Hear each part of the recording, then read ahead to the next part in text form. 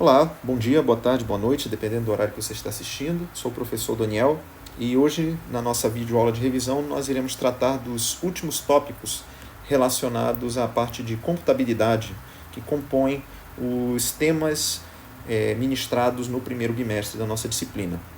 Então, antes de começarmos a falar sobre computação, funções computadas ou equivalência entre programas e máquinas, vale a pena nós revisarmos rapidamente o que foi dito nas últimas aulas, ou os fundamentos que nos levaram a chegar a esses tópicos que serão abordados aqui no vídeo de hoje, certo? Então, nossa disciplina começou falando sobre programas, ou seja, os tipos diferentes de programas que fazem parte do contexto da computabilidade, ou seja, programas monolíticos, onde nós temos programas que são organizados em instruções rotuladas e que utilizam apenas instruções condicionais, os chamados if-elses, ou os comandos ou instruções chamados de go-to ou vá para, ou seja, leia uma determinada instrução, execute alguma coisa e vá para uma outra instrução.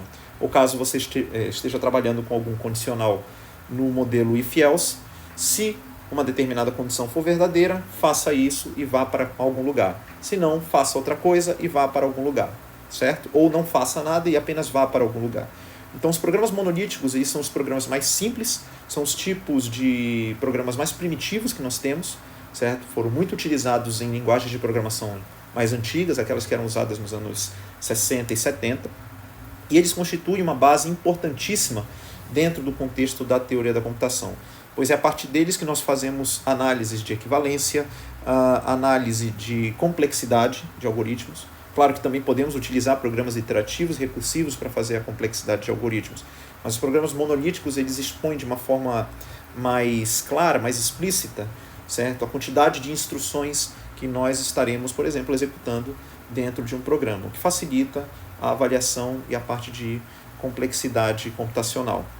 Programas iterativos são programas que já dão um salto além no que diz respeito à execução, à sequência de instruções a serem trabalhadas no programa, aqui já incluindo os laços de repetição, né, os famosos loops, onde nós temos os laços enquanto, certo? São equivalentes aos laços while ou do while em linguagens como Java, como C, e também temos os laços até que alguma coisa seja cumprida, faça alguma coisa. São equivalentes aos laços for, das linguagens C, C++, Java, Python e assim por diante. E por fim, nós temos os chamados programas recursivos, que nada mais são do que subrrotinas, certo? Programas organizados em funções, em subrrotinas, e que em algum momento, dentro dessas subrrotinas, elas chamarão a si próprias de modo a executar alguma instrução. Ou seja, dentro de uma subrrotina, há uma chamada dessa mesma subrrotina dentro dela, a qual ela vai ser executada, e a partir do momento em que você tem essas subrrotinas sendo evocadas,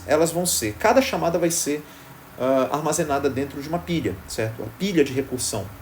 E a partir do momento em que você tem um resultado final obtido por algumas dessas chamadas, por alguma chamada, certo? Esse resultado será o quê? Retropropagado para todas as outras chamadas da função, até o momento em que não haja mais nenhuma chamada na pilha de recursão, certo? Então nós trabalhamos os três conceitos até aqui, certo? Depois seguimos para o conceito de máquinas. Dentro do conceito de máquinas, nós temos a descrição formal dos recursos que cada um dos programas terão para poder executar, ou seja, sem uma máquina nós não temos um programa e sem um programa nós não temos uma máquina. Enquanto o programa lhe dá a instrução, ou seja, a receita de bolo do que fazer com uma determinada informação, né, de entrada, as máquinas vão dispor para você o seguinte: olha, este programa aqui tem esses recursos aqui para poder executar a sua função, certo? Quantidade de registros, quais são os tipos de dados que ele vai poder executar, certo? Quais são os tipos de dados que vão poder entrar, quais são os tipos de dados que sairão, certo? Quais são as funções de armazenamento de entrada, quais são as funções de saída, certo? E quais são as funções que serão dispostas dentro do programa e que aquela máquina irá suportar, certo? Então nós tratamos muito sobre o conceito de máquinas também. E por fim chegamos ao ponto central da nossa videoaula de hoje, certo?